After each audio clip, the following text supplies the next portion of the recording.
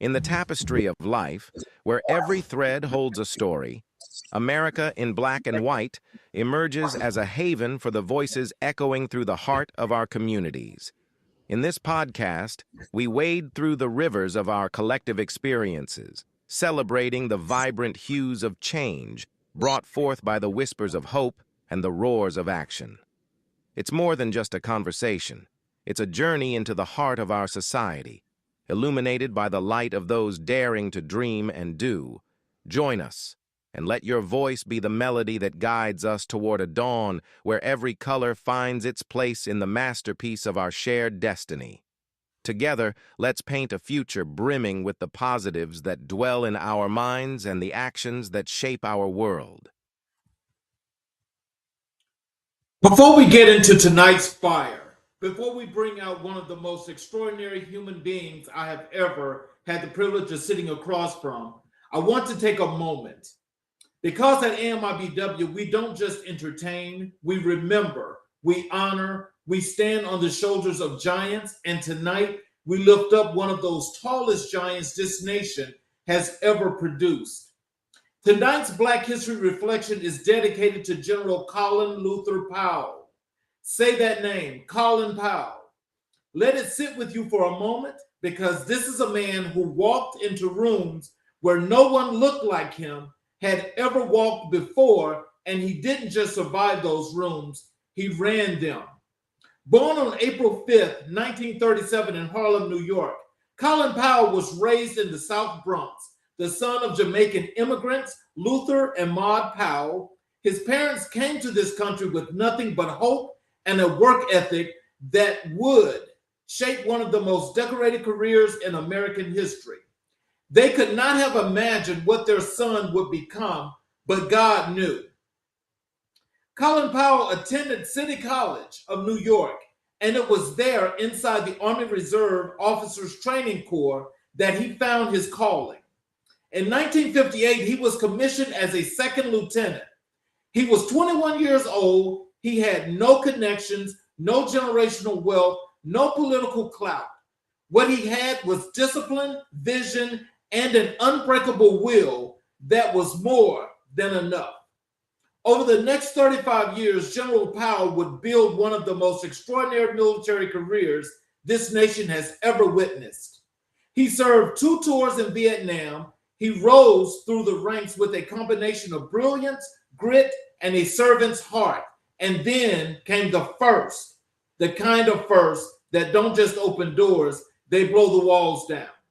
In 1987, President Ronald Reagan appointed Colin Powell as the 15th National Security Advisor of the United States, making him the first African American ever to hold that position, let that land. Then in 1989, President George H.W. Bush nominated him as the 12th chairman of the Joint Chiefs of Staff, the highest military position in the Department of Defense. Again, the first African American in history to hold that office. At age 52, he was also the youngest chairman ever appointed. He served from 1989 to 1993, steering the nation through the Gulf War, Operation Desert Shield, and Operation Desert Storm with a steady hand and an iron resolve. And then in 2001, President George W. Bush appointed him as the 65th Secretary of State of the United States, the first African American in history to hold that position as well. 3 unprecedented firsts, 1 extraordinary life. What made Colin Powell remarkable wasn't just what he achieved, it was how he achieved it. He served across Republican and Democratic administrations alike. He was not defined by party. He was defined by principle. His personal leadership code forged him in the jungles of Vietnam, and the halls of power in Washington emphasized preparation, integrity, optimism, and an unflinching commitment to those he led. He wrote about these principles in his landmark memoir, My American Journey, published in 1995, and later in his Guide to Leadership, It Worked for Me, published in 2012. Both books remain essential reading for anyone who wants to lead with excellence. General Powell passed away from this earth on October 18, 2021, at the age of 84. But hear me when I say this. He did not leave us. His legacy lives in every young person from the South Bronx who dares to dream bigger than their block. His legacy lives in every leader who chooses service over self.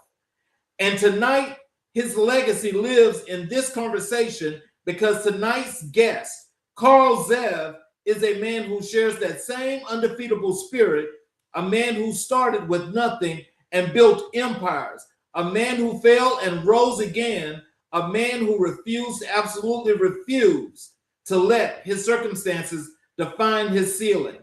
General Powell once said, "A dream doesn't become reality through magic. It takes sweat, determination, and hard work." Carl Zev lived that truth. And tonight we're going to hear every chapter of that story. We honor you, General Powell. Rest in power, sir. Your ceilings became our floors. Now let me introduce our guest tonight. So let me tell you something about tonight. Tonight is not a regular episode. Tonight is not just a podcast. Tonight, this right here is a movement. Welcome to AMIBW, Am I My Brother's Warden, which is tonight's theme for this show tonight. Season 4, episode 126. And if you haven't been rocking with us since day one, you already know we don't do average here. We don't do surface level here. When you sit down in front of this mic at AMIBW, you bring everything you've got, your victories and your scars, because our audience deserve the whole truth. And that is exactly what tonight's guest is going to give us. Tonight, we're talking about rising from nothing. We're talking about starting a company with $500, not $500,000, not $5 million, $500, and turning it into a multi-million-dollar enterprise. We're talking about negotiating deals on the world stage. We're talking about what happens when it all comes crashing down, when depression steals your mind, your money, your home, and leaves you sleeping in your car. And this is the part I need you to hear. We're talking about what it looks like to get back up, because some of you listening right now are in the valley. Some of you are in the car. Some of you are in the lowest point you've ever been in your life, and you're wondering if there is a way back. Tonight's episode is your answer. Tonight's episode is your roadmap. I need you to do 3 things right now. First, I need you to lock in, put the phone down, put the distractions away, and be present in this conversation. Second, share this episode right now before it even starts, because you know somebody who needs this message. You know somebody who is one breakthrough away from their next chapter. Send this to them tonight. Third, be ready to be transformed, because that is what AMIBW does. That is our covenant with this community. Tonight's guest grew up on the hard streets of Newark, New Jersey. He graduated college, started a bread distribution company out of the trunk of his car, built average empires, including one of the first African-American owned bottled water companies on the East Coast. Negotiated a contract with the 1996 Summer Olympics and generated over $75 million in annual revenue.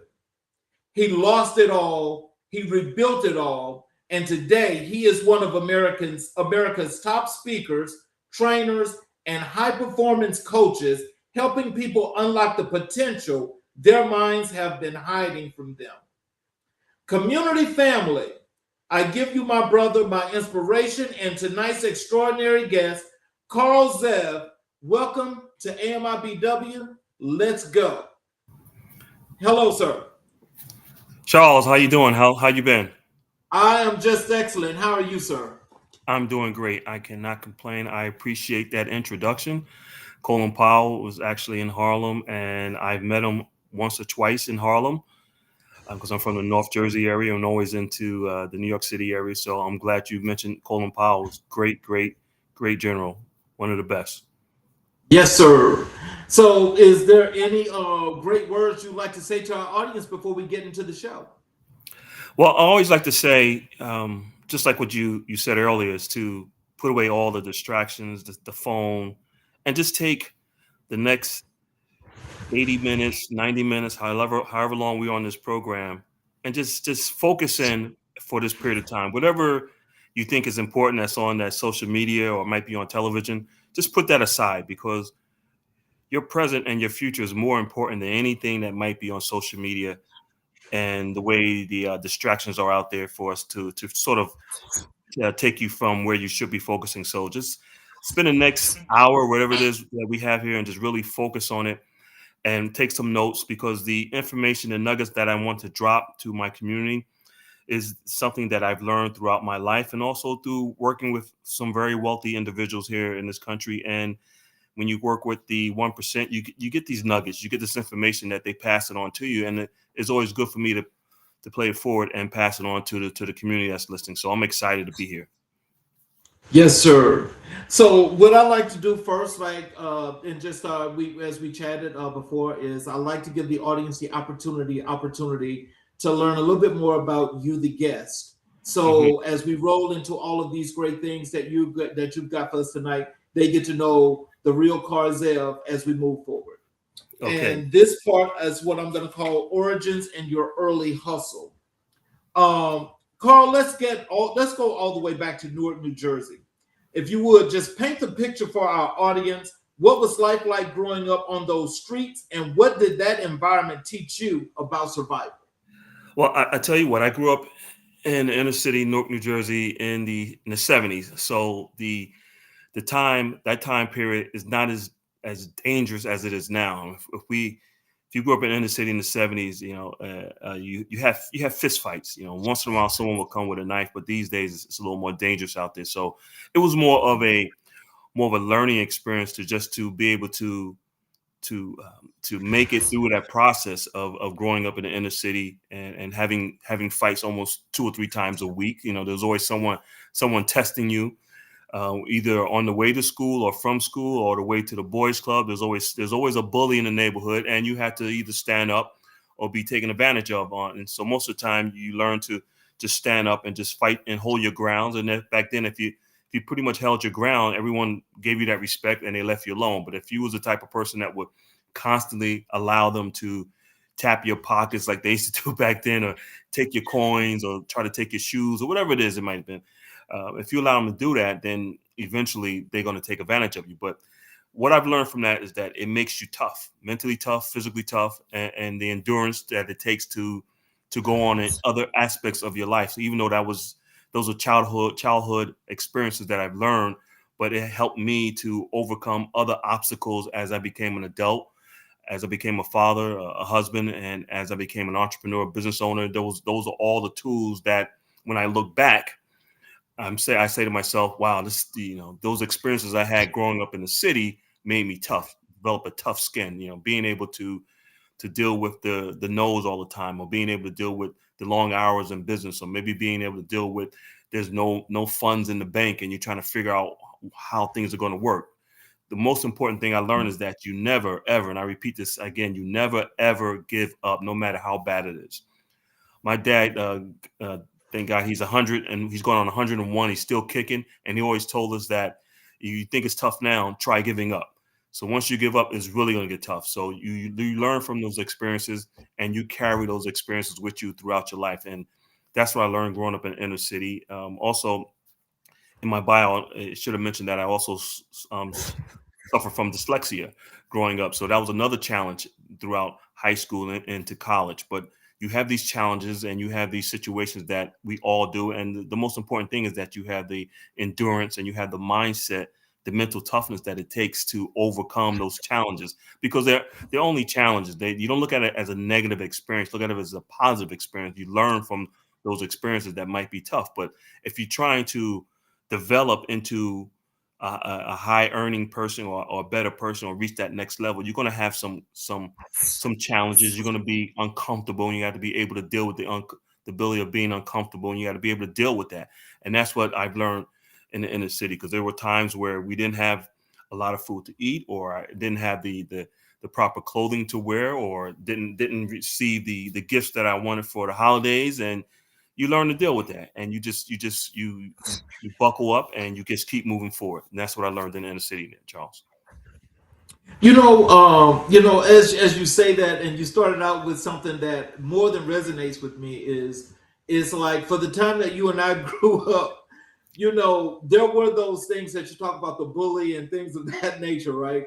Right. But when you compare, as you look at today compared to then, what do you think really makes that difference in that mental toughness and having that wherewithal to just be able to withstand pressure and keep pushing? What do I think is I think today, well, back then, even though, you know, you grew up in the inner city, everyone is pretty much, I hate to use the term poor, but you're not well off. So you have things you do have and things you don't have, but you still had that community, that village sort of environment. And Yeah. even though, you had your bullies, but you still had your boys that was like down with you, that had your back, or there was parents on the block that was looking out for the kids. So there was always that community type environment. I'm not sure if it's like that now. From what I see, because my daughter is a detective in Newark, so she tells me the stories, which are horrendous, that I hear from her. But the environment in the inner city has changed. There was still respect on the streets back then when we grew up.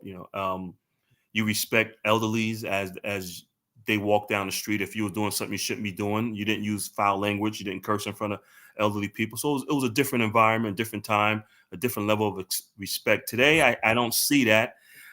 There's times I'm in a restaurant and I just hear the kids come in. They say whatever they want to say in front of whoever they want, and it's disturbing, but it's something that we can overcome. And I think I might have a solution for that, Charles. Okay. Yes. Okay. So can you tell us, were there specific moments in your childhood, people, places, or experiences that planted the seed of entrepreneurship in you before you even had vocabulary for it? Oh yeah, sure. My dad owned several restaurants growing up, and I can go back even further. When I was probably about 6 or 7, my dad owned one of the largest newspaper routes in the city of Newark, and we would get up every morning about 5 o'clock, and myself and my two brothers, and we would go with my dad and deliver newspapers. So that was sort of an entrepreneurial business back then. It was a route business, and that was my first experience as to being an entrepreneur or a small business owner. So we would get up every morning, 7 days a week, even on Sundays before church, and make these deliveries to these people's homes. And that was the first experience I had. But then as I became a teenager, my dad owned several restaurants throughout my teenage years. So I learned it from him. And then also there was neighbors in my community that own businesses, and you work with them over the summer. So it was a inner city Black community, but there were business owners, and most of the business owners in my community were Black owned, not compared to like it is today. But back then, you saw it, and you didn't really understand what was going on, but you learned from it. One summer, I was running a restaurant with a friend of mine for his grandmother because she became ill, and we were probably 15, 16 years old. I don't think I was 16 at that time, probably 13 or 14. And we was running the restaurants. We opened up the restaurant. We turned on the grills. We cooked the food. We took the orders. We dealt with the suppliers. We handled the cash. I mean, we did it all. And so I guess growing up in my teenage years, I sort of was being groomed without even knowing it to become an entrepreneur. So when the time came for me to become a small business owner, to me, it was like second nature. It was like, it wasn't a risk for me. It was like, okay, this is what I already know. This is what I like to do anyway. So let's go ahead and do it. So that was some of the experiences. So there was other mentors that I grew up with. There was a gentleman that owned the cleaners, a Black man. There was Mrs. Bowman. She just passed. She owned the restaurant. There was Again, my dad, I said, owned a paper route. So there was a lot of people in my life growing up, mentors that I didn't even know back then. We didn't know what the term mentorship mean back then, but there was people that was in my life that actually showed me how to run a business growing up. So, what did your family look like growing up? Who were the foundational figures that shaped your character, and where were any of them? Well, you say your father was an entrepreneur, but was there any other person other than your father in your family that was an entrepreneur? In my immediate family, no, but my mom was there. I had two older brothers. I have an older sister, and we all worked together as a family. But in an immediate family, no. And my parents are from the southern part of the country, Alabama. So when we went down Oh, south, wow. of course, my grandfather had a farm, and on that farm we had all the animals, and we did some farming, and that was almost every other summer we would go down there to Alabama. Wow. So, what part of Alabama? Because I was born and raised in Mobile. Oh, well, I got family in Birmingham, Mobile, Montgomery, but they Oh, originally wow. came out of a small town next to a town called Thomasville. The town was called Pine Hill, Alabama. Pine Hill, Yes. Alabama. And so that's where both of my parents are from the same town. So you went to Uppsala College Right. and earned a degree in marketing in '86. How did that decision to go to college to study marketing specifically shape the entrepreneur you were becoming?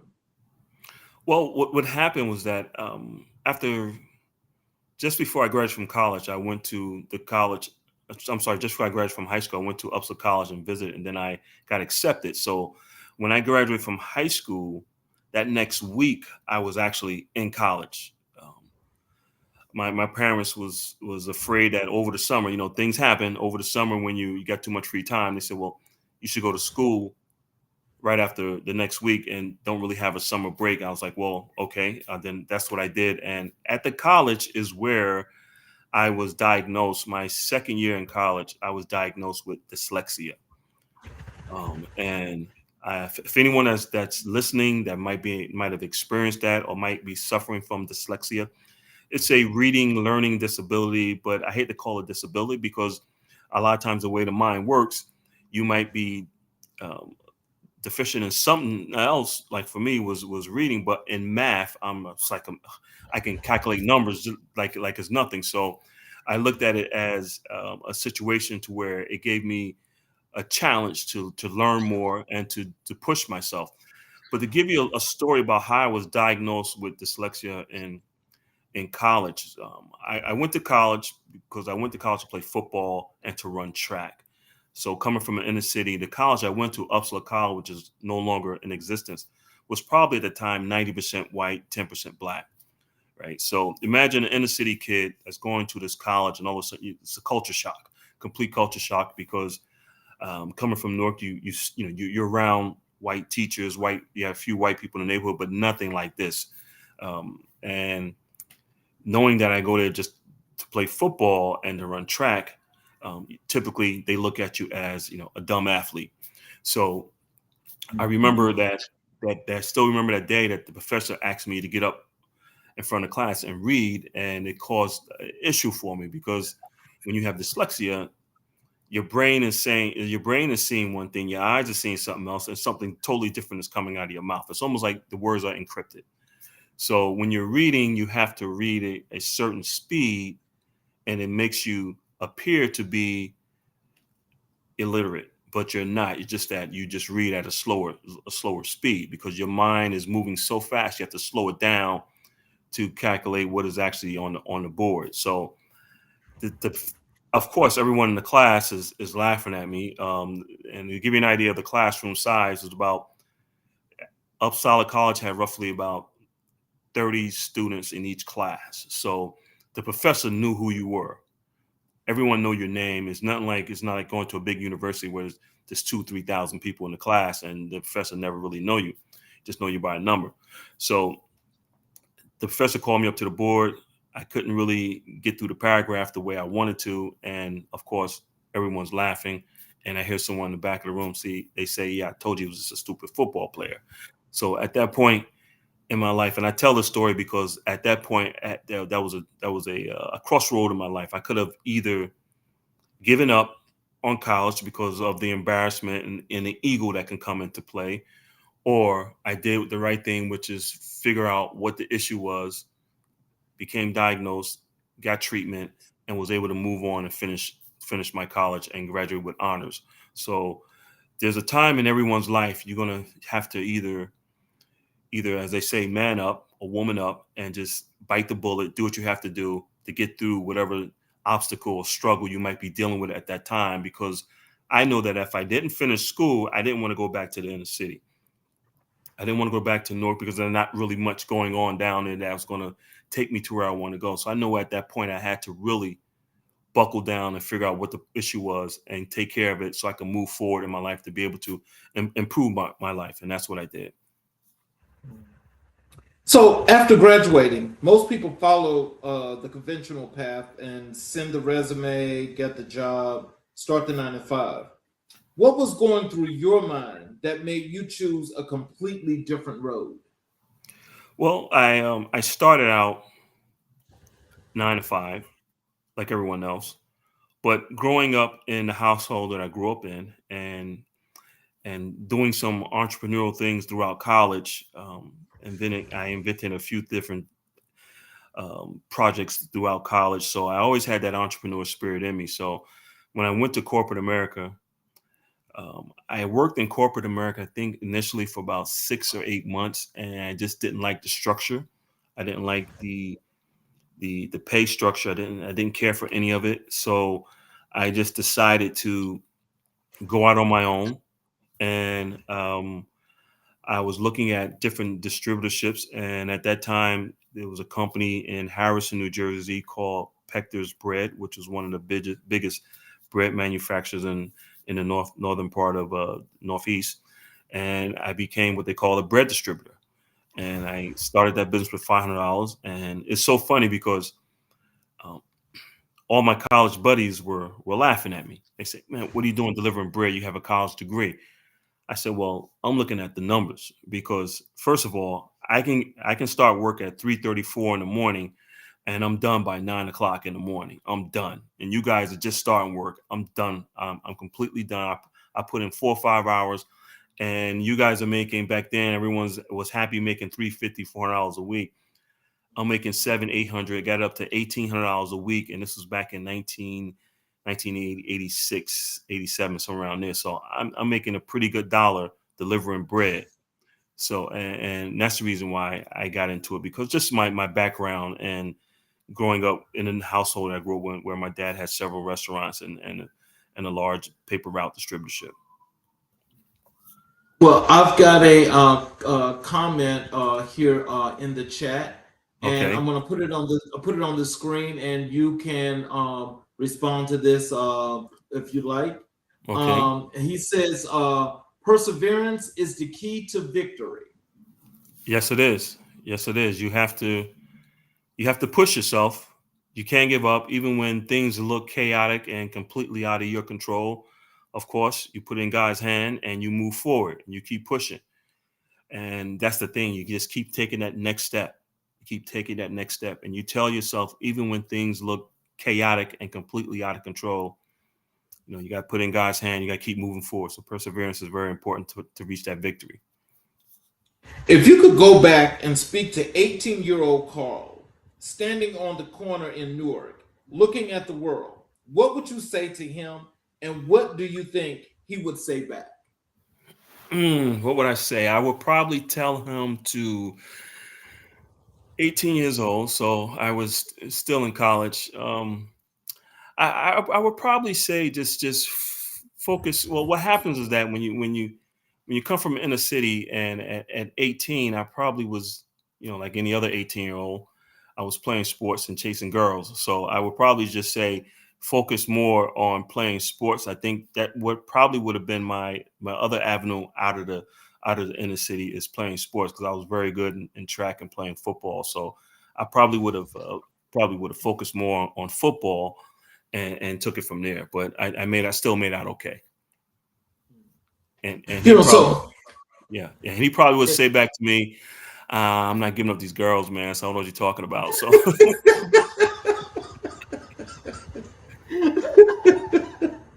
See, that's that 18-year-old. So 18 years old, there's a lot going on there. man. So, you've done like an enormous amount of things here. And so as we go through, we're gonna pick these these different things here where, I really would love for our audience, as we said earlier, to get to understand and know these things as to the great success that you have. So I'm gonna start with that $500 startup mentality, Right. because I think that's what kicks off all of this wonderful work that you've done. So let's talk about Stokes Bread Distributors. You started that company with $500. Walk us through that decision. Where did the idea come from, and how do you turn $500 into a functional business? Okay. One of the first jobs that I received coming out of college was being a night supervisor at a bakery in Newark. It's an Italian bakery called Paramount, and they're still around today. That was one of the first jobs, and I would go there from 10 at night to 6 in the morning, 6 days a week.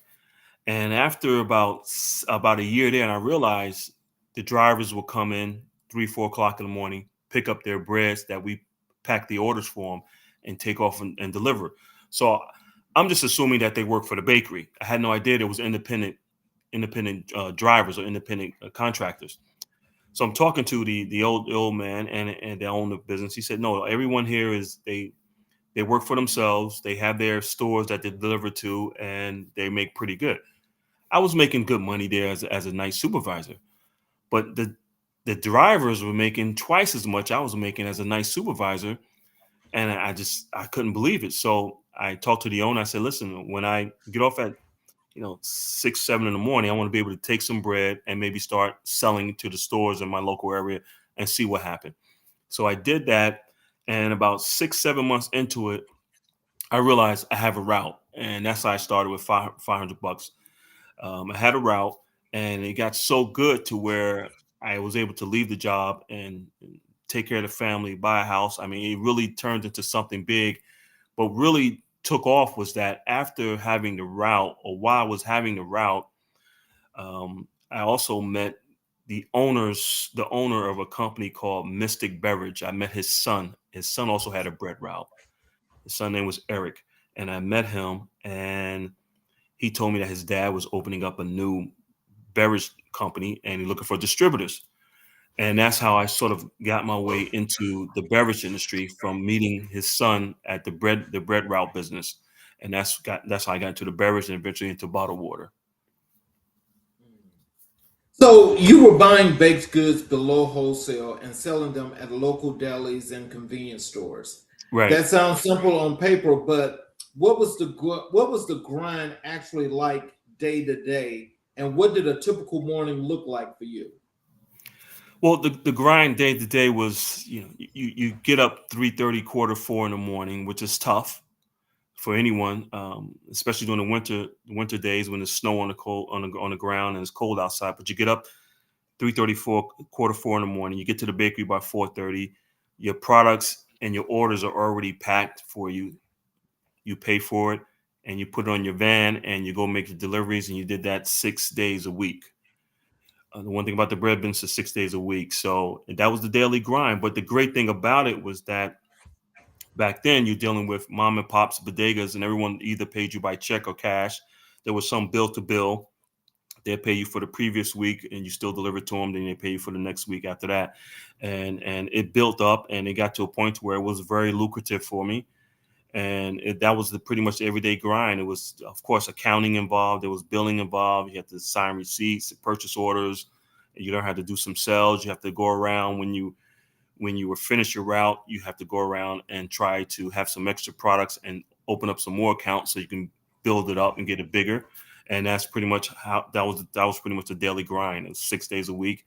So I was working really probably about a good 6.5, 7 hours a day, but it was early morning. So by 9 o'clock in the morning, I'm done because everyone has to the dailies, the bakeries, the the restaurants, everyone has to have their bread products in the morning before they actually open up. So you finish up pretty early. I'll tell you a little story about that though. I was living in a building in East Orange, New Jersey, and about a year and a half into it, money's coming in real good. So I went out and I bought myself a brand new BMW. Had to get a BMW, right? So I get myself a BMW. Now I'm a young guy in the building, and I have a wife and a newborn little girl, and the elderly people in the building, they see me leaving out 3:30, 4 o'clock in the morning, a young guy with a BMW. You know what they're thinking, right? And they thinking I'm doing some things I shouldn't be doing. So the supervisor, the superintendent of the building comes to my apartment one day, knocks on, and he's asking me what's going on. I said, oh, well, you know what? I own a bread route. So that's the reason why I get up so early, and I'm back at home by 9:30, 10. So they thinking I'm out there doing something I shouldn't be doing because I'm home all day and I'm driving a BMW and I got new sneakers on and the baby is dressed up well and the wife is living good. So they're saying he's got to be doing something he shouldn't be doing.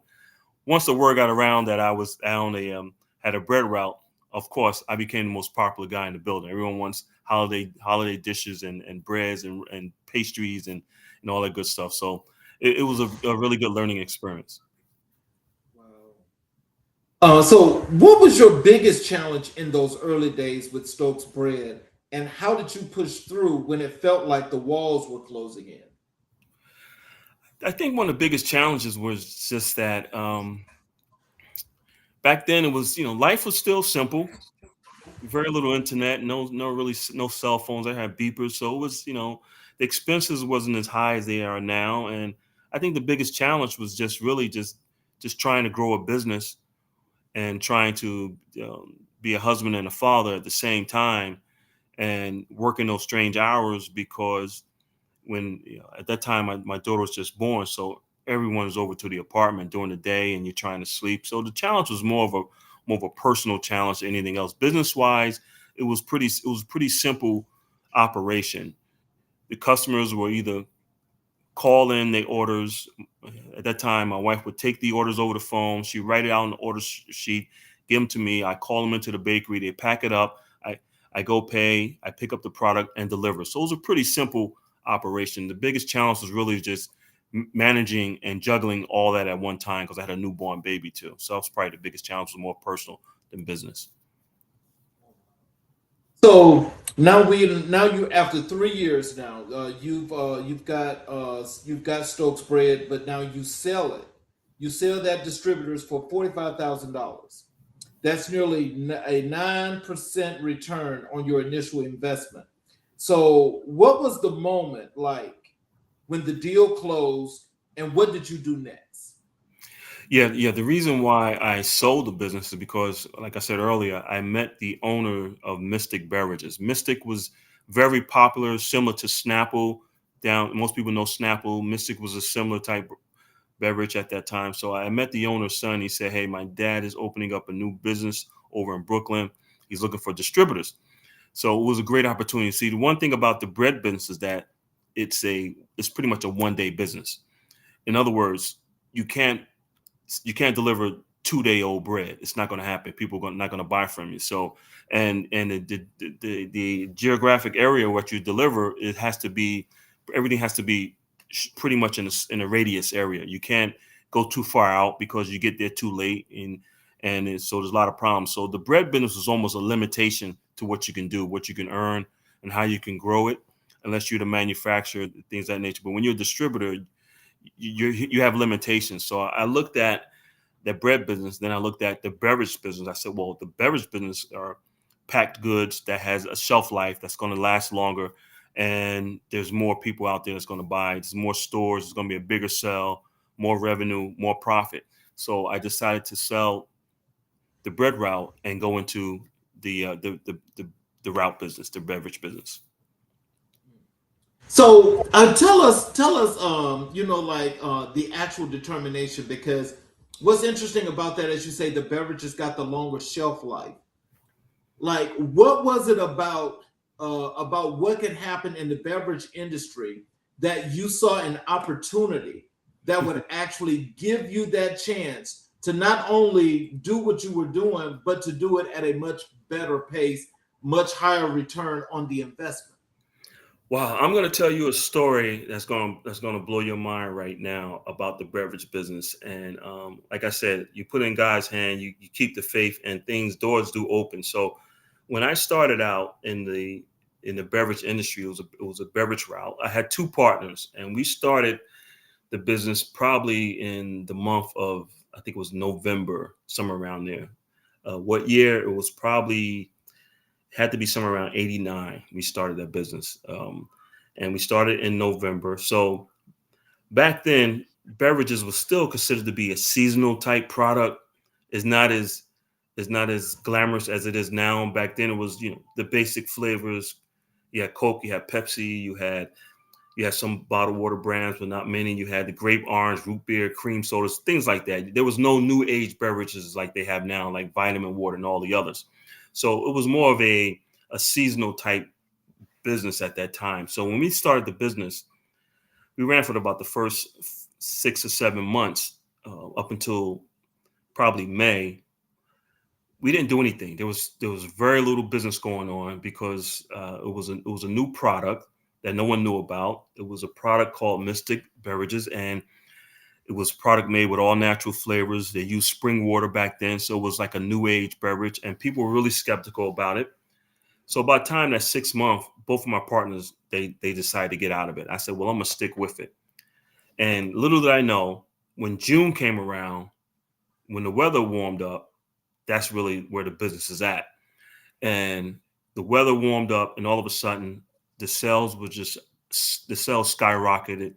And we went from doing, say, $2,000 or $3,000 a week to 20, 30 to $40,000 a week in business. It was just unbelievable.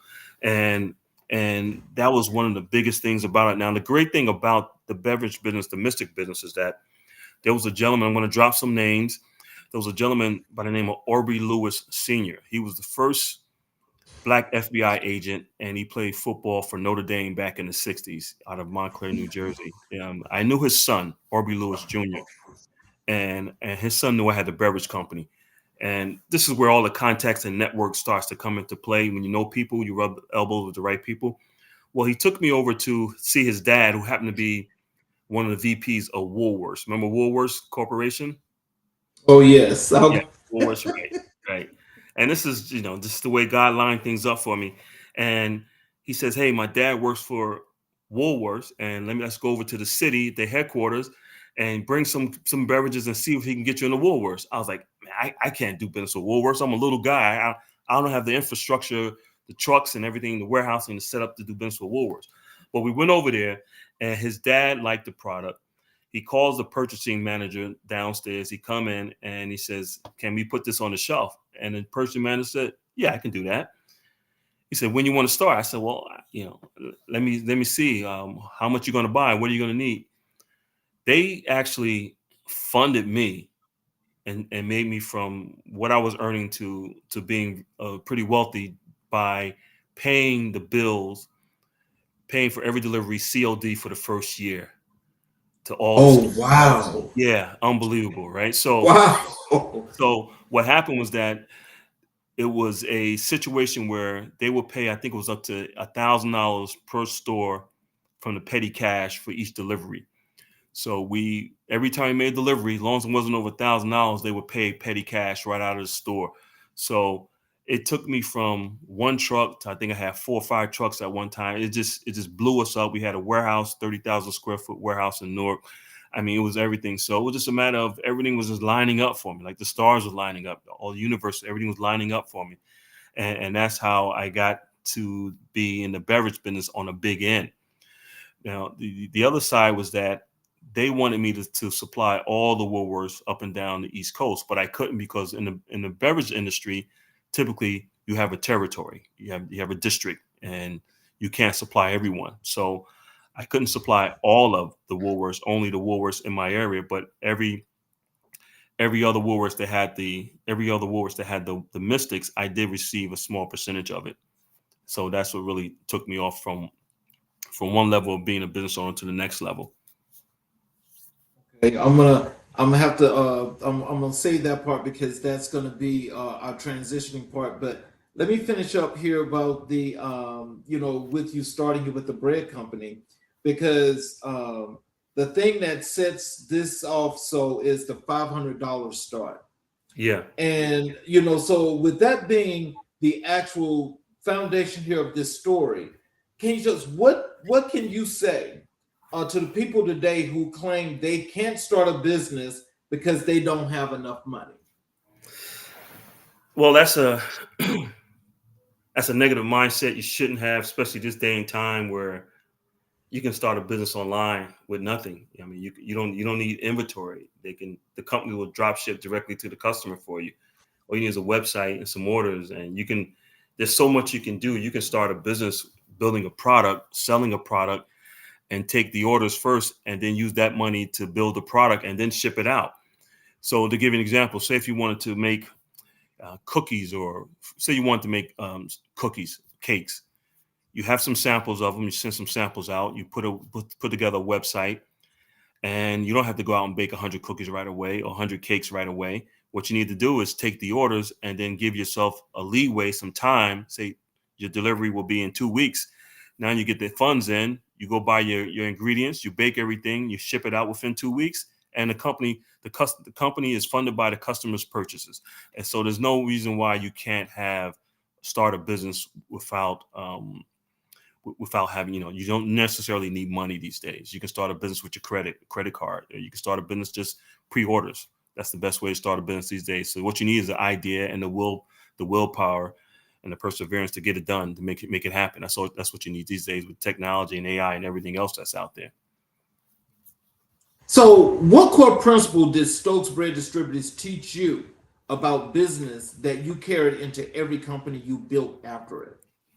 What I learned from that business is that you learn how to deal with people, customers.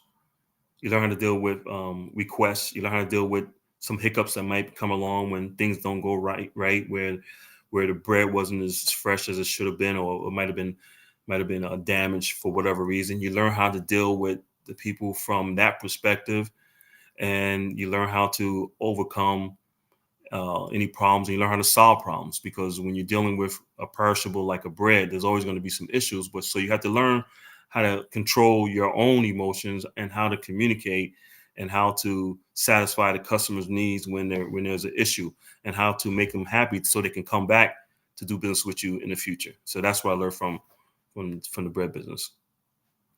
So now let's talk a whole lot more now about the building of your beverage empire.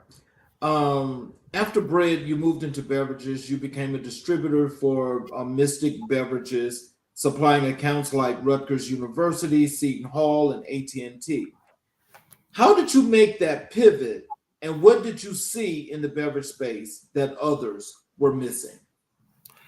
Well, back then, you're looking at, there was very few beverages on the shelf back then. The big ones, of course, still around, Pepsi and Coke, and they controlled all the shelf space. They controlled all the refrigerators in the stores and everything. So, and they always leave a shelf or two for independent guys, as long as you're not taking too much of the shelf space within the store. But I think in the beverage business, I just, you learn it's a bigger business. Is It's a bigger territory. The dollars are bigger. There's more work involved. There's a lot more equipment involved, but you're dealing with a product with a shelf life. So the shelf life is longer. You learn how to deal with that. There's so many things I learned from the beverage business. But then I realized when I got too big, there was a time where it was pretty big in the Essex County, where Newark is located, that other distributors outside of the area was getting upset because I was making too much money. As a black man back then, he's just making too much money. So there was some issues with other distributors that wouldn't come into the area that I was in, but they was upset because I was making too much money. We all know how that goes. You don't want to go there and make delivery, but you're upset that I'm making delivery and I'm making the money. Come on now. So went through that, and had some issues with Pepsi Cola of all companies at one time. Pepsi had asked me to carry their products, and I said, no, we're more of a new age type beverage company. And they had a guy coming around for about 2 years trying to get me to carry Pepsi, because at that time, None of the other distributors wanted to come into the inner city to deliver, which is because what happens back then is that the guys will follow the route trucks into the last stop, and then the last stop they stick you up, because back then it was mainly cash and checks. So a lot of Yes. distributors would not come in the area. But I'm from the inner city. We know how to handle ourselves, and we know how to look over our shoulders and make sure no one was following us. We changed our routes up sometimes, so it was an issue. But Pepsi eventually, we did a little ocean spray products, and that was it. But yeah, it was learned a lot from the beverage industry.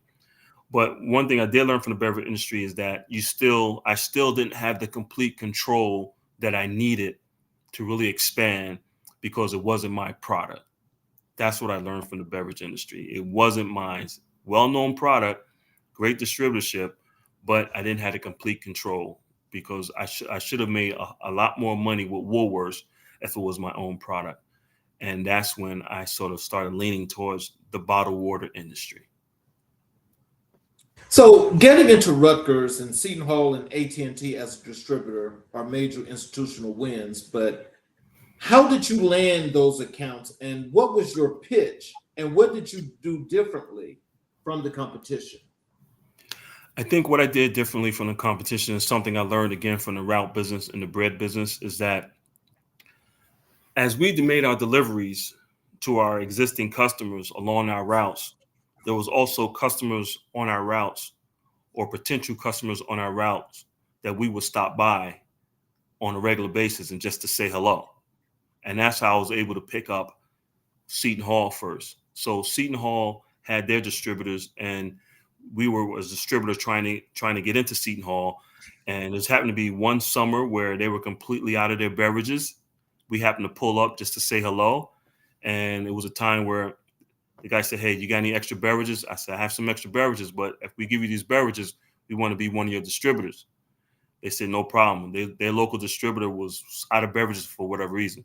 So that was a way in which I was able to get some big accounts because it's almost like you're being a salesperson, and in sales, it tell you that in order to close a customer, it takes 4 to 5 visits or contacts with that particular customer, where the average salesperson will give up after that second or third contact. Well, what I learned is that whenever I wanted to go after an account, even though they're not our existing customer at that time, I would still pop in. Don't even talk business. Just say hello. How you doing? Spend 5 minutes with them. How's it going? Okay. Hopefully I'll see you soon. And I would stop in like every, maybe once or twice a month just to say hello. And I know at one time, I know there will be a time that I catch them when they're going to be out of beverages. And that's going to be my way in. That's how I was able to get into Seton Hall and Rutgers and some of the other big schools in the North New Jersey area and some of the other big accounts.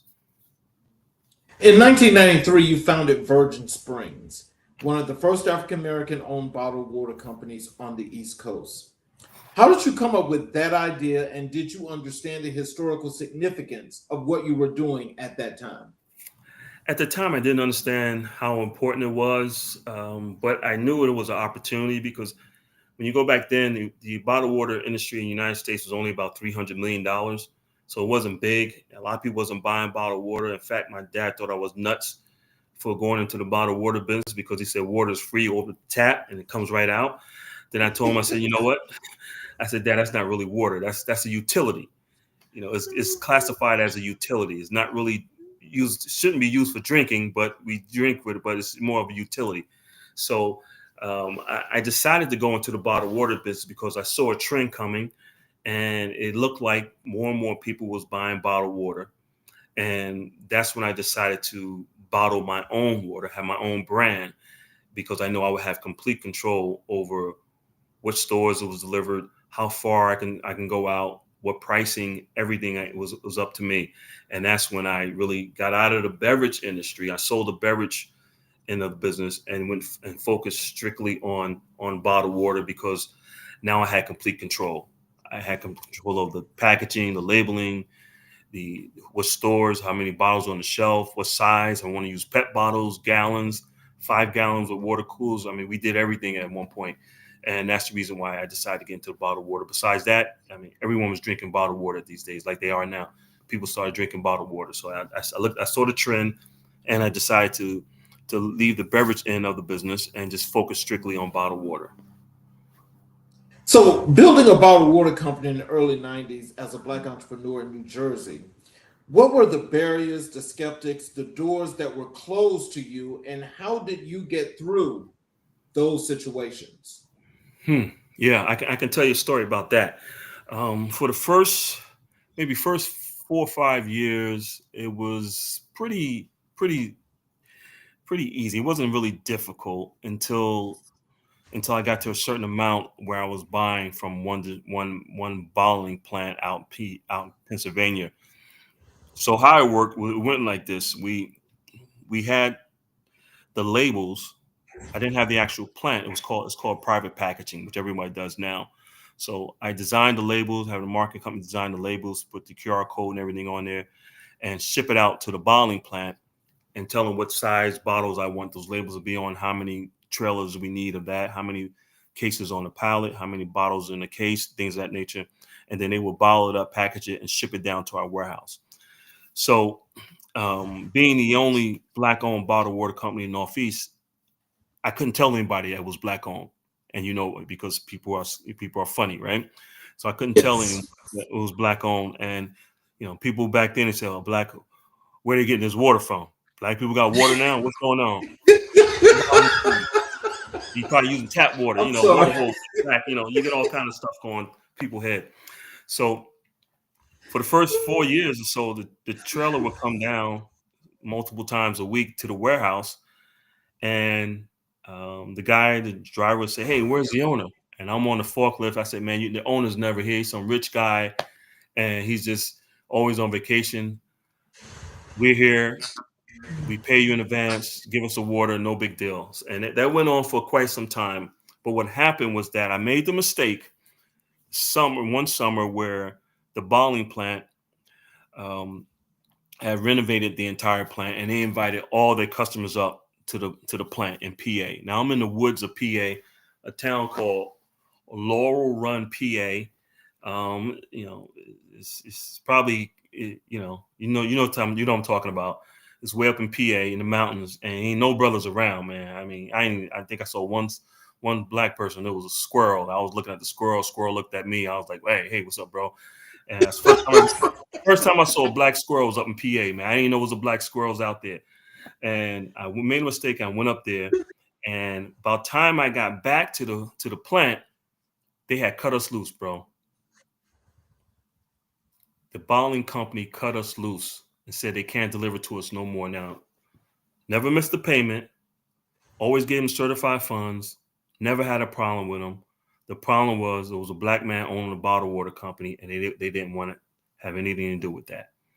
And that was the biggest learning lesson I learned. And it was an experience because it was in the beginning. It was in the summer, June, and it's right in the middle of the season. And I had to find another supplier, another bottling plant to bottle up the water. Now the problem with that was that bottled water from one plant is not going to be the same coming from another plant because all brands are different based off where the water is coming from, the minerals, the rocks that it runs over, the spring, everything.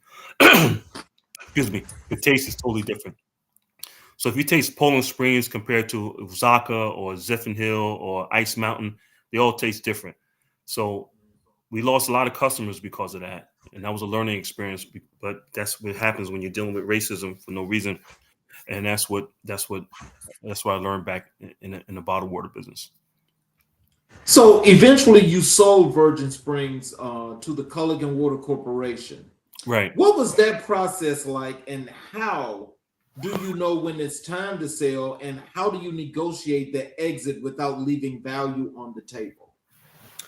Well, back then, and just like now, the bottled water industry. When I sold the company, we were doing a little bit of everything. When I say a little bit of everything, we had PET bottles, which are the small bottles. Some people call them half liter, 16 ounces, 2-liter bottles. Then you have the gallon size. And then by that time I sold to Culligan, we were doing 5-gallon water deliveries to the home. And we had water coolers out there. So back then in the 90s, and up until, I guess maybe 2008, 2009, you had the monthly rental of the water coolers in the business or in the home. So it was residual income coming in. So the value is probably back then was 4 or 5 times what your annual revenue was, somewhere in that range, because of the monthly rental of the water coolers. So say, for example, if you have, say you have, let's say it's an easy number to calculate, 1,000 water coolers out there, and you have 1,000 people paying you $10 every month for the water cooler. So that's $10,000 in revenue coming in just from the water cooler. But if you got 10,000 coolers out there and people paying you $10, you got 100 grand coming in every month in revenue just from the water cooler. So while that $100,000 is coming in from the revenue from the water cooler, the rental is calculated 3 to 4 times its value, because they look at the average time a cooler stays in a location, which is about 3 to 4 years before it's replaced or the count is closed, something of that nature. So that had a big part of what the value was. So Culligan at that time is also called Pearl Water, and they were going around buying up small distributors. So they was inflating the numbers much more than what it was. And I think the reason why they were doing that, because they were looking to take the company public. So they wanted as much on the books as possible to make it attractive. So when they went public, so whatever the revenue was, they was paying 4 to 5 times that amount. So you got to be almost stupid not to take the money at that point, because they're paying you now for 10 years of work. So I mean, you get to a point to where you say, well, you know what? One thing I learned about business is that it's not really good to fall in love with your business. You can love what you do, you love the business, but don't fall in love with your business. And a lot of times people do that; they fall in love with their business, but you got to know when to get out. If it's a time to get out, and my business at that time was at its peak for what I saw, and it was being purchased well above this peak amount. So it was an opportunity for me to get out and do some other things, and that's the reason why we sold to Culligan. So between Virgin Springs and Poland Spring, you had already built, scaled, and exited multiple businesses. At what point did you realize this wasn't luck, that you had an actual system, a replicable, a repeatable blueprint for building companies? Yeah. I think after the sale of Virgin Spring Water, by the way, the owner of Virgin Airlines, when we came out with the name Virgin Springs Water, sent us a cease and desist letter saying we couldn't use the name, and I still have that letter, believe it or not. Really? Yeah, Richard, what's his name? That Bronson, owns Richard that. Bronson. Yeah. His attorney, not him personally, but his attorney sent us a letter saying we couldn't use the name, and my attorney said, "Oh, yes, we can." So they didn't really; they were just trying to bully us, but we continue to use the name.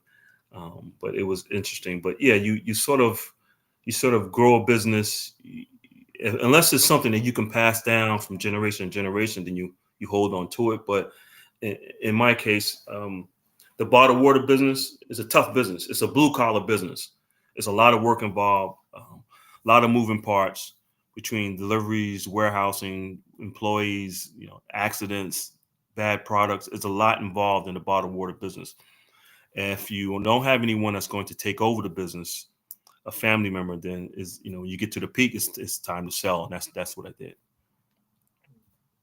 So let's talk about the 1996 Olympics deal and your major negotiations, because as I was reading your bio and after we had talked and so forth, and I just found all of this to be like totally amazing, because I'm actually I'm sorry to say this, but I'm being honest, is that I look at you and I'm like, that's real Black excellence.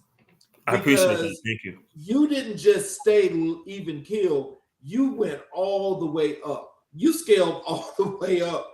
And all I could think about is when I came here to Atlanta before I moved here, I came here for the Olympics.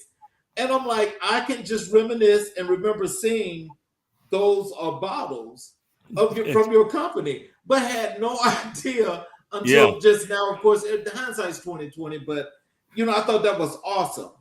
But in 1995, you negotiated a multi-million-dollar bottled water contract with the 96 Summer Olympics in Atlanta. Take us into that room. Who was on the other side of that table, and how did you even get yourself in front of those decision makers? Well, there was a group of us, a group of Black business owners, and I believe the person that was leading it was a CPA from Union, New Jersey. I'm trying to think of his name. I think it was Jones. I believe his last name was Jones, and he was leading the sale of different products to the Olympics committee. And back then, of course, they always had a percentage of the business for minorities, so it was sort of easy to get in. But it took a long time. It took us about 2 years to really close all the deals. But the great thing about it is that there was no Black owned bottled water companies looking to do business with the Olympic besides mine. And so it made it almost like a novelty that to have a Black owned bottled water company doing business with the Olympics, and that's why I was able to get it. But what happened was that I tell you a little trick of the trade was that it would have been impossible for us to ship the water from PA down to Atlanta because of the cost of trucking, because water is heavy.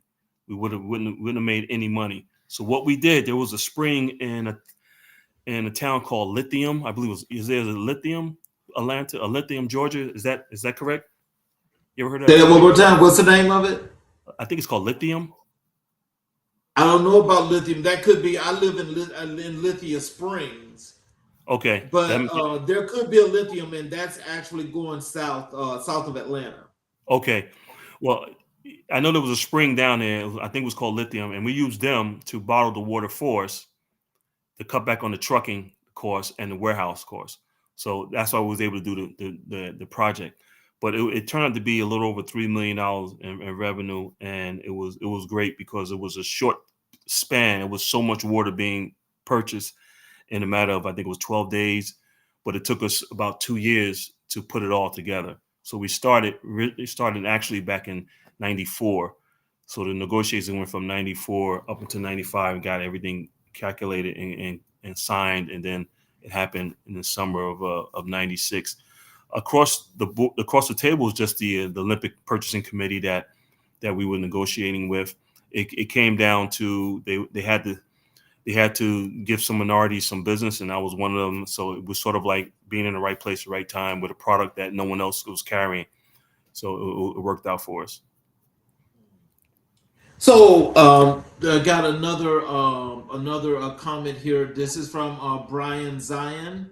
I'll put Okay. this on the screen for you.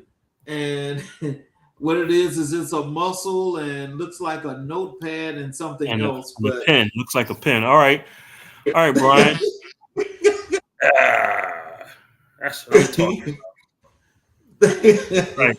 That's right. Yeah. Yeah. We have to, as a community, man, we just got to learn how to, learn the tricks of the trades and to keep pushing it and don't give up, don't quit. Just keep moving, man. Keep moving forward. You know. So, what was your preparation process going into a negotiation of that magnitude? And how did you make sure you were the most prepared person in that room? I think just trying to get an idea of how they pass purchasing of bottled water. Who did they buy from before the other Olympics? What did they normally buy? How much? Things of that nature. Price structure.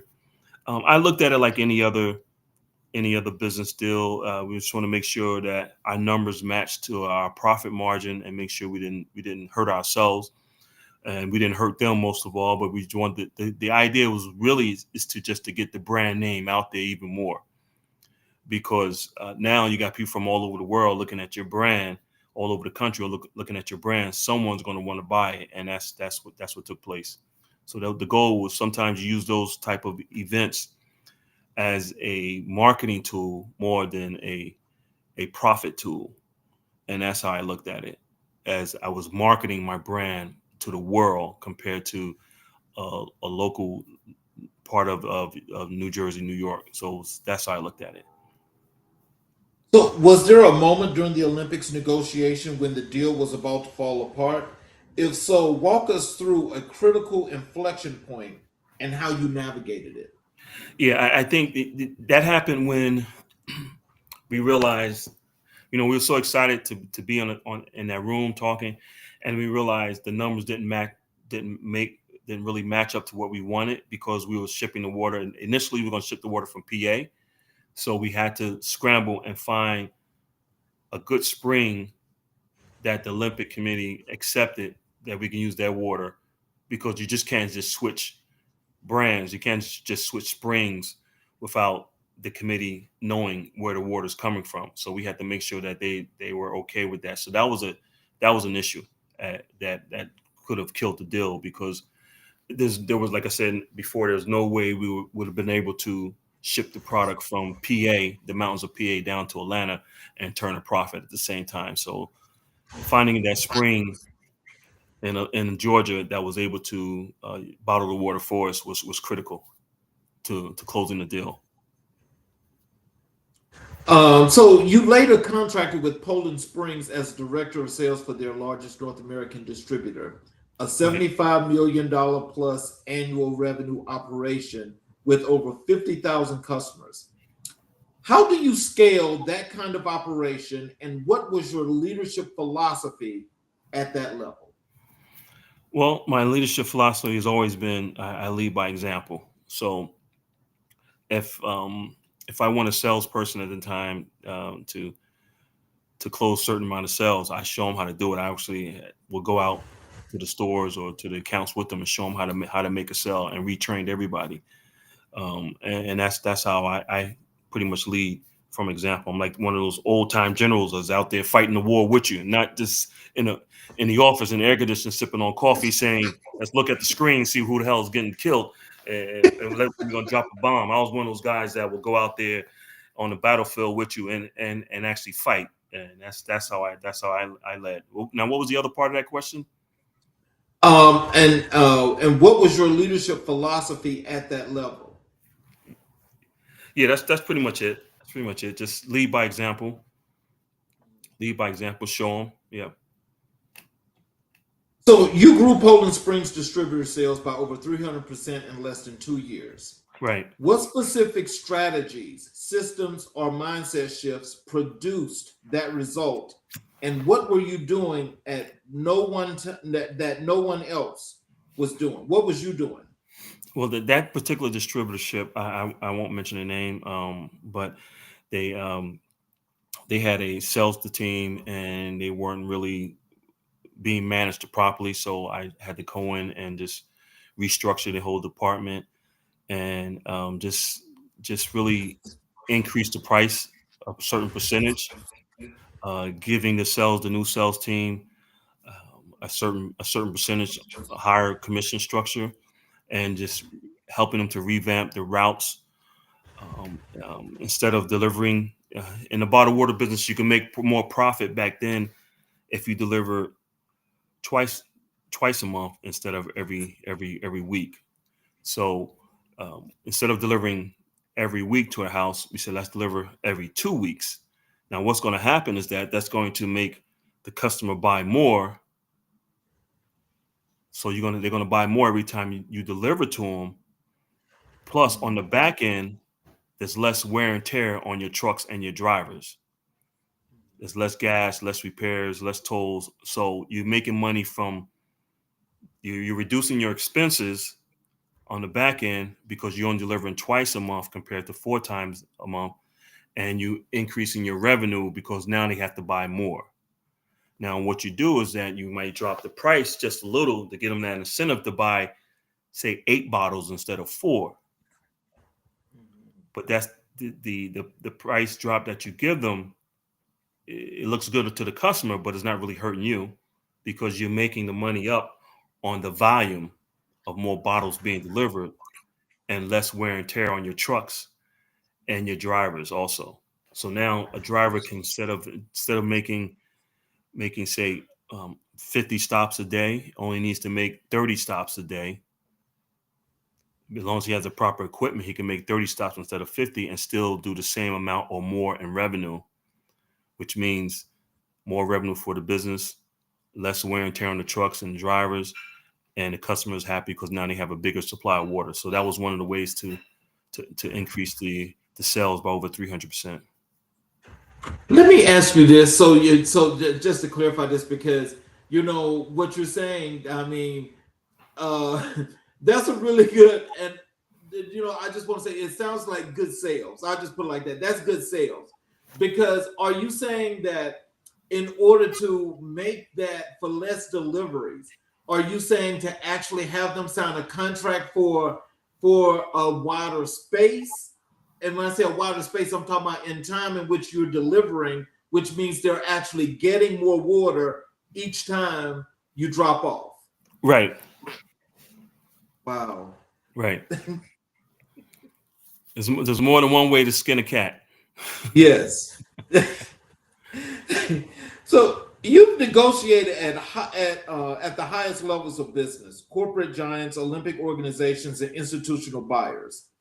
What is the single most important thing most people get wrong about negotiation? Because this is key. Probably over talking. The first Y'all person know when to be quiet. Yeah, the first person that mentioned price is the loser. So don't over talk. Let the customer talk. You listen, say a few words, and they're going to tell you exactly what they want. Now, once you have it set in your mind, you have an idea of what they want.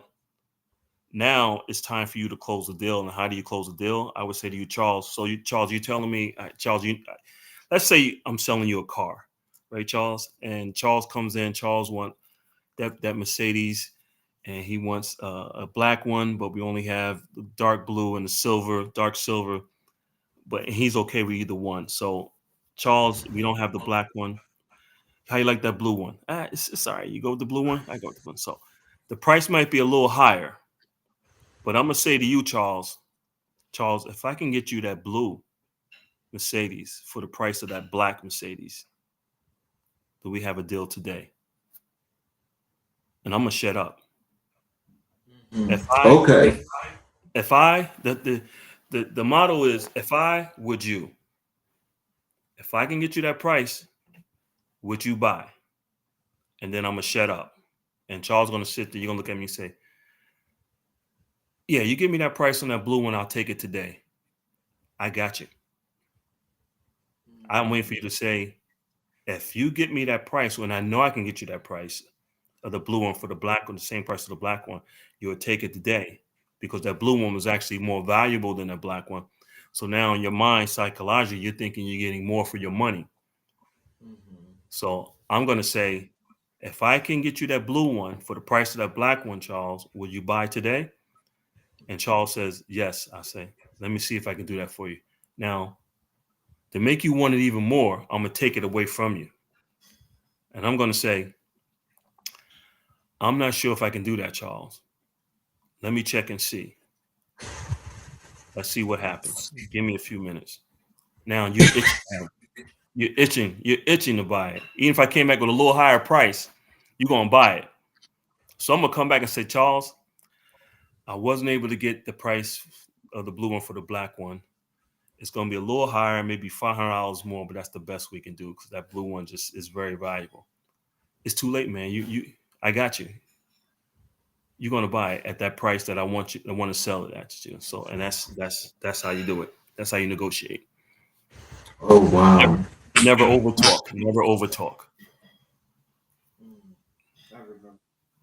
So here we go. So now you're doing all of these wonderful things here. All is going well, and I want to talk a little bit about when things kind of like went a little haywire. And so I want to let's talk about the fall, the depression, the loss, and the homelessness. So you've been open about one of the most painful chapters of your life, when depression cost you everything. Right. So I want to honor the vulnerability, and I want to go there with you. When did you recognize that something was wrong? What did the beginning of the fall feel like? Well, it happened after the death of my mother. That's when it happened. Oh, Like most black families, the mom is the matriarch that control, that sort of everyone feeds off of. So when that happened, I went to that deep depression, and it just took me into a place that I've never been before, and it took me to a place to where I was doing very little communication with anyone, not even my wife at that time, or my children. The good thing about the situation is that my children were already a pretty, and someone there was they were in college and high school, so they wasn't small kids. They were already pretty much already well taken care of. So it was a situation where I just sort of just was out in the wilderness by myself, man, for a period of time, in the streets of New York, believe it or not. And I have a lot of respect for people that's out there like that, because some people can't make it back. I think what helped me make it back was that my faith in God, my parents, the upbringing, and coming from the tough streets of Newark, where you learn to overcome obstacles and distractions and depression and things like that, which is something that's big in our community that we typically don't talk about. And when I was able to overcome that, and that's what led me to my profession that I'm in today, which is uh, mental toughness and learning about the subconscious mind and teaching that. And that's what I've been teaching for the past 20 years. So yeah, that's what really led to it, the death of my mom, and it was a tough time, but I was able to overcome it and make it back to and beyond to where I was at before. So it was a tough time, but you go through it, you deal with it, you be tough, you keep your faith, and it all works out. It makes you a better, stronger, more understanding, humble individual. That's what it did for me. so depression doesn't announce itself with a billboard, so it can creep slowly. Right. For a man who had negotiated Olympic contracts, built multi-million-dollar companies, what does depression look like when it shows up in someone of your caliber? How does it disguise itself?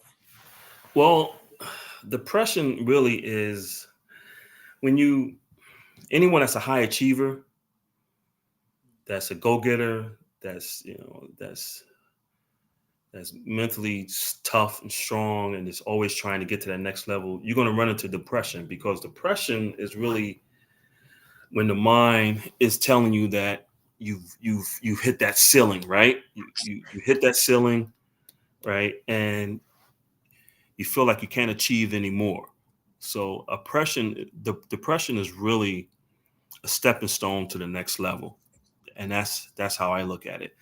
When I find myself in a situation where I'm feeling depressed, is because I probably have maxed my goals. I reached my goals. It's time for me to regroup and set some new goals and keep pushing. Because what happens, and when you're depressed, you're sort of when your person is depressed, it's normally when you're too comfortable, right? Depression comes in when you're sitting around not doing anything. You start thinking, and your mind starts. So now you're getting too comfortable. So now it's time to regroup, set some new goals, and keep pushing forward. If not, depression is something that can always come back. You got to know how to manage it. Now I know how to manage it. I manage it by, of course, meditation, exercising, eating right, getting good sleep, those things, but also being self-aware of what's going on in my mind, what I'm thinking, how I'm thinking. Am I thinking negative or positive? These are things that we teach now, and that's one of the reasons why I got into the field that I'm in. But yeah, it's a mechanism. It's almost like a wake up call that it's time for myself personally to set some new goals and start moving to the next level. That's what I look at. That's how I look at depression. So you lost your fortune, you lost your home, you found yourself sleeping in your car and at airports. I want our audience to really feel the weight of that, because you were a man that had gotten to the top of the world. What was going through your mind during those nights? Charles, it's hard to say what was going through my mind at that time, because when you're depressed like that, you're not really thinking clearly at all. from what I remember. You just don't. It's almost that time period. Whatever it was, a year and a half, 2 years. It was almost like a fog. It's like I was like in a fog. You ever been in a fog and you can't see? You can't see in your front of you, the back, your left, right. You have no direction of which way to go, and that's how I felt. So depression is something that you wouldn't, if you saw me back then, you would never know because I was still dressed, I was still groomed. I looked normal. If you saw me in a coffee shop, I looked normal, but it was a tough time. But you have to just you know put your faith in God and keep holding on and keep pushing, man. Just keep grinding. You got to keep grinding out, man. You got to keep pushing it, and you can make your way through it. But you have to be self-aware. Self-aware is the key. That's the key to dealing with that, is being self-aware and knowing that you're thinking those negative thoughts, because those thoughts can control your emotions. And in our training, we teach people how to be self-aware of that, because of how the subconscious mind controls everything, about 90% of what we do. So once you learn how the subconscious mind works, then you know how to operate and how to control your life based off your subconscious mind. And that's what we teach today. So, was there a specific moment, a night, a conversation, a sign that became your turning point? The moment you decided you were going to fight your way back? I can't remember exactly the time, but I knew that, you get to a point, you say, you know what, I'm tougher than this. I'm a kid from the streets of Newark. Whatever it is, I can get through it. I'm not a chump, a punk back then, as we call it. I gotta get myself together and make it through. I have a family that's looks up to me. I have business partners and employees that looked up to me. So I gotta get my act together, and that's what I was thinking. I gotta, whatever it is, I gotta pull up out of it. I couldn't give up, and that's what really pushed me to get out of that situation. What do you want men, especially black men, to take away from this part of your story? Because so many of our brothers are suffering in silence right now, convinced that asking for help is weakness. What do you say to them? No, the weakness is not asking for help. You have to be strong to ask for help. That's like if you're a person that studied the martial arts. I studied Taekwondo and Kung Fu, and people that study the arts. You have to be strong to restrain yourself from a person that you can take them out just like that. So you have to be strong enough to realize that you can't go through this life journey all by yourself. If you got issues, things that you're dealing with depression, whatever it might be, get some help. Talk to somebody. They can talk to me if they like. It's nothing wrong with asking for help. And that's one of the biggest issues we have in our community, that we don't talk about depression and mental illness, but you have to talk about it in order to overcome it. And there's nothing wrong with asking for help, man. That's the biggest thing. Ask for help. Ask for help. You're not being soft by asking for help. You're being strong by asking for help. So now let's talk about the 7 steps to self-improvement. Yeah. Your seven steps to self-improvement were both directly out of your experience with depression and homelessness. Walk us through how those steps took shape. Was this something you deliberately sat down and designed, or did it emerge organically as you were rebuilding? It came to me organically through God, and doing a lot of research and thinking and figuring out why I was in the funk that I was in back then, and what can I do to get out of it. And that's when it came to me, this vision that the 7-step program, called the Focus Mind, can change a person's life, because the nucleus of whatever you do in life is your mindset. Everything based around your mindset. The food you eat, the clothes you wear, the work you do, the money you spend, the habits you have, the relationships, everything is based on what you think. So I'll give you a little tip. It's called tears. And you can write this down. It's capital T period E period A period R period S period tears. So tears stands for your thoughts control your emotions. Your emotions will control your actions, and your actions will control your life results. The RS stands for results. So if you control your thoughts, you're able to control your emotions. If you can control your emotions, you can control your actions. If you're able to control your actions, you can control your life results. And that's based off that's the foundation of our training, the focused mind. It's based off your daily habits. And how do you control your habits? By understanding the subconscious mind and what you're thinking about, when you are thinking. Most people do not, believe it or not, 90% of the people really don't think. They run off a autopilot, a program it was just called your paradigm that you learned throughout your childhood, your teenage years, your young adult into your adulthood.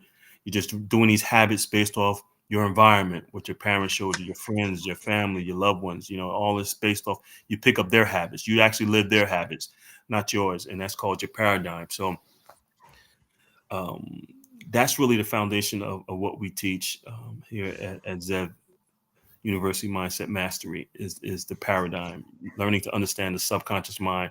And if you learn to understand your subconscious mind, you can change your habits. There's an old saying you can't teach your old dog new tricks, but that's not true.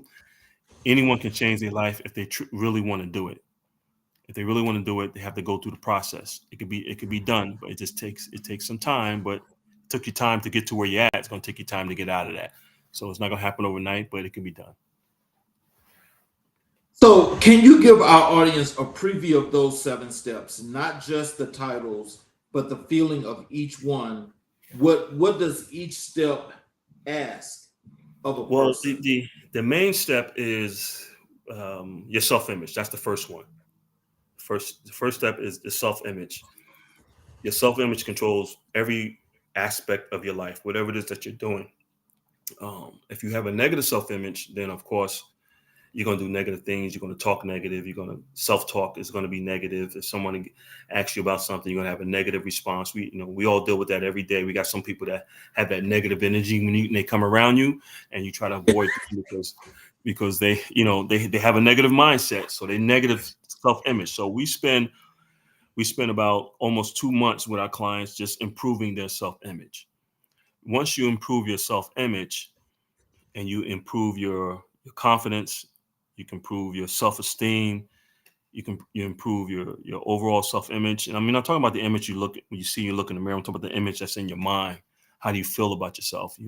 How do you think about yourself? Do you have some goals you want to achieve? Do you feel like you can achieve those goals? If you feel like you cannot achieve those goals, then it's not going to happen. So your self-image has to be in line with the goals that you want to achieve. So we help you to build up that self-image, a positive self-image, a confident self-image. And you standing there now, which your chin up high, your chest out, and you have confidence that you can achieve whatever it is you want to achieve. And once you do that, then we go into step 2. And step 2 is attraction. And the reason why that's so important, because now you have the self-confidence and the positive energy. You're going to start to attract the resources and the people into your life so you can achieve the goals that you want to achieve. And that's step 2. And then from there, we go into accountability and responsibility, which is a tough step because most people do not want to take self-accountability for their situation.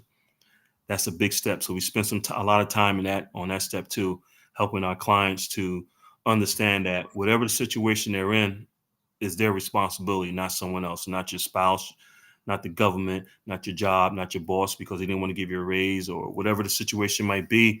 Is your responsibility. It's called self-accountability and responsibility. And then from there, we go to some of the other steps, which is repetition. And then the one step is focus, and then belief. And that continues into the 7-step system. And eventually, once they go through the 7-step process, which takes roughly, it takes about 4 months to go through the entire process. Once you go through that process, you're able to achieve the goals that you want. You're able to develop the lifestyle that you want and manifest it into reality, because now you have the confidence and the ability, and you change your daily habits. That's going to make you achieve the goals that you want. So To give you an idea of what I'm talking about, to make it real simple, is that if a person is trying to say lose weight, right? That's the easiest way to explain it. If a person is trying to lose weight, we look at their 24-hour schedule. We look at what they're doing 24 hours a day, what type of eating habits they have, and we analyze that and we compare it to the goal that they want to achieve, which is lose weight. If their daily habits and routines are not in sync with their goals, then we help them change their daily habits and routines and their eating habits so they be in sync with their goals. Does that make sense? Yes, it does. That's how we do it. Now, the problem that most people have is that the solution to most problems are simple. It's not the solution that's the problem. It's the execution of the solution. And that's where our training comes in, the subconscious mind, because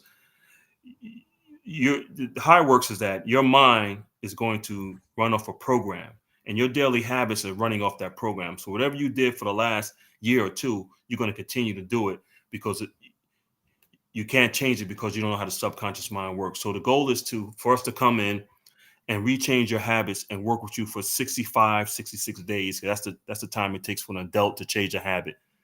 About 65, 66 days to change a habit. So once you change that habit and it goes into the subconscious mind, now it runs automatically. So that new habit we implement into your schedule after about that 65th day is going to run automatically. You're going to do it without even thinking about it. But that new habit is going to bring you closer to your goals and not away from your goals. And that's a major part of our program. If all that makes sense, I'm trying to give you so much in a short period of time, but that's basically how it works. So, which of these steps was hardest for you and why? Well, the hardest one is really the first one, which is self-image. That's the reason why we spend so much time on self-image, because most people do have a negative self-image about themselves, and that's all through childhood. And the reason why, because before you're 12 years old, you're going to hear the word no to something that you want almost 700,000 times compared to the word yes, maybe 30,000 times. So in your mind, you're thinking no, no, no. That's a negative. So your self-image is going to be no. Your self-image is going to be negative. So we spend a lot of time on that. The other step is the accountability and responsibility. And a lot of people don't like to admit it and they don't want to, but whatever situation you're in is because of your doing, not someone else's doing. And once you're able to understand that is up to you as an individual to get you out of the situation, that whatever the situation might be in is up to you. Once you understand that, then it makes it a lot easier for you to achieve your goals and change your life. Those are the two major steps that really, really, really makes a difference in our program in a person's life. So it's your self-image and accountability, self-accountability and responsibility are the major two ones. So, what was the first sign, the first tangible proof that the comeback was actually happening? I think it probably was um, back in 2014 when I restarted everything and restarted my security business, and things have started to turn around and it came back, and I think that's when it really was. Yeah, back in 2014. How did you ensure that your rebuild was fundamentally different from the version of yourself that failed? Just by being self-aware or more self-conscious of what I was doing. Back then, just running off of instincts and just energy and talent. But now it's more of being self-aware of what I'm doing, and I think that makes the difference. And most people are not really self-aware of what they're doing. They're just doing it because they're running off a program. I hate to use the word program, but basically that's what it is. But once you become self-aware of your habits, your thinking, that makes all the difference. Make all the difference. It's almost like having two minds in one. You're thinking something negative and you're aware you're thinking something negative. Most people might be thinking something negative, but they're not aware of it, because they just do it so regularly. It seems to be natural, but you have to be aware when you're thinking something negative or something bad. And once you become aware of it, you can easily change that thought and make it a positive thought. Remember, negatives will attract negatives, positive will attract positive.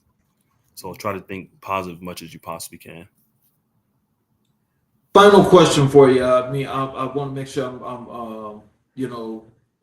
make sure that I'm not using too much of your time. It's But okay. make this the final question.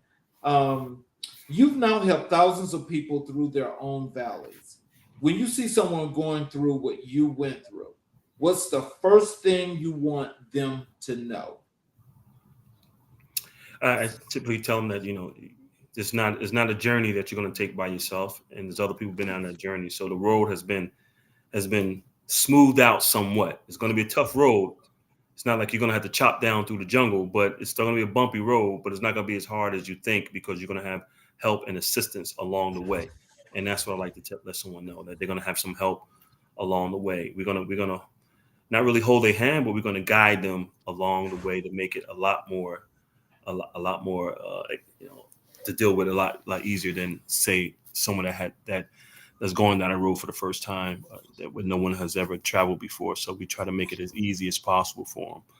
We have all the tools and the knowledge to help them tr- down that journey. So that's the key. That's the key.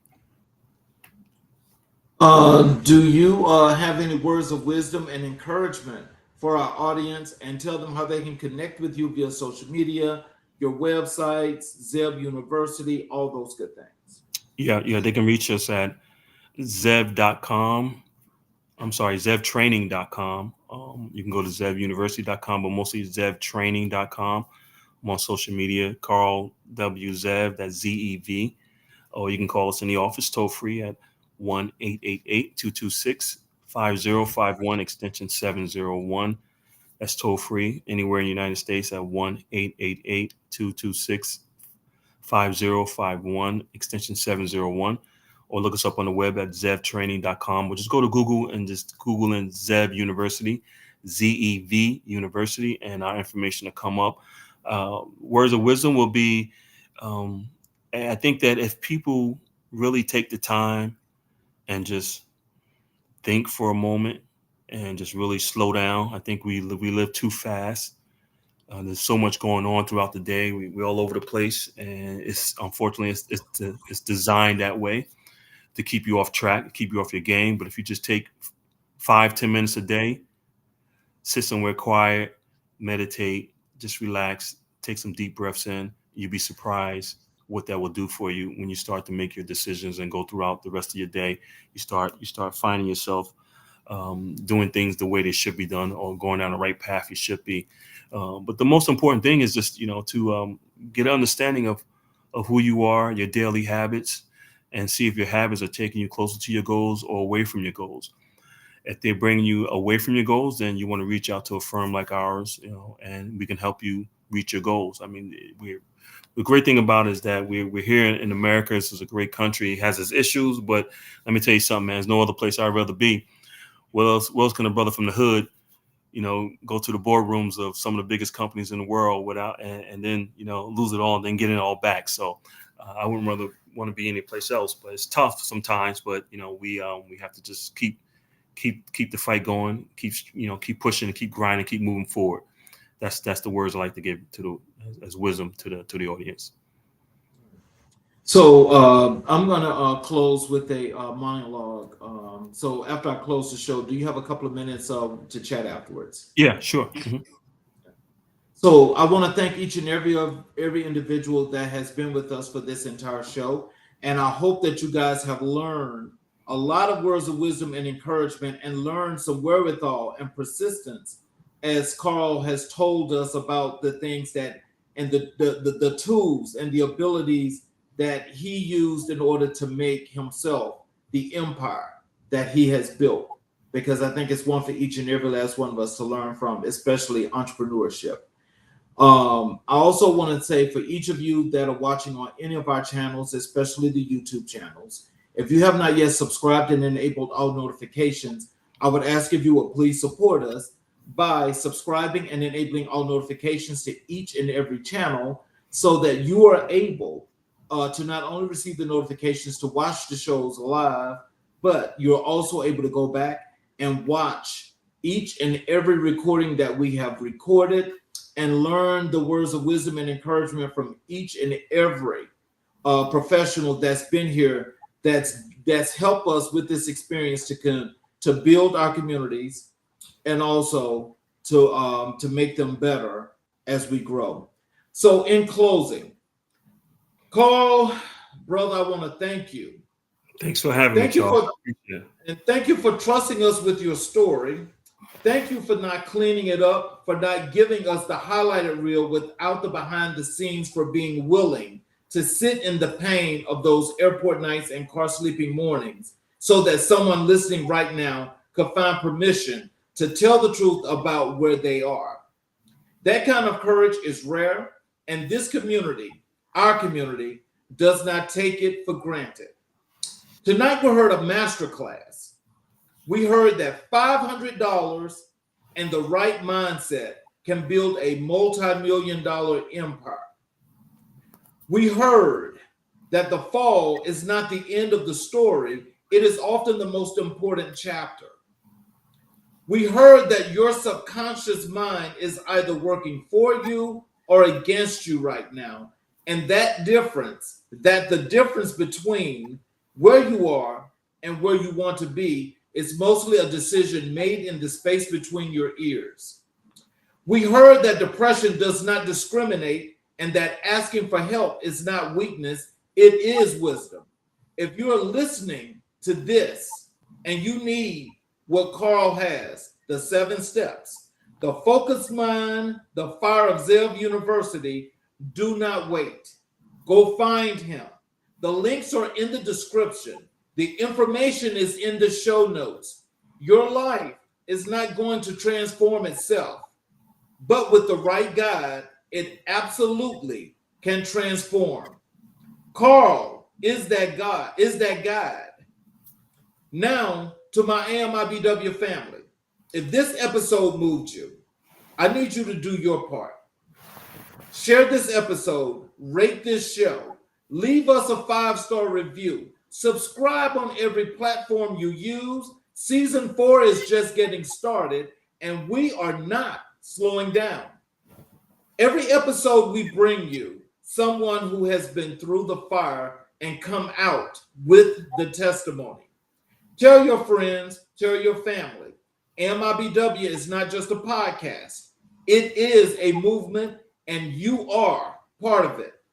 I'm your host, Charles Zachary King. This is AMIBW, and Am I My Brother's Warden? Season 4, episode 126.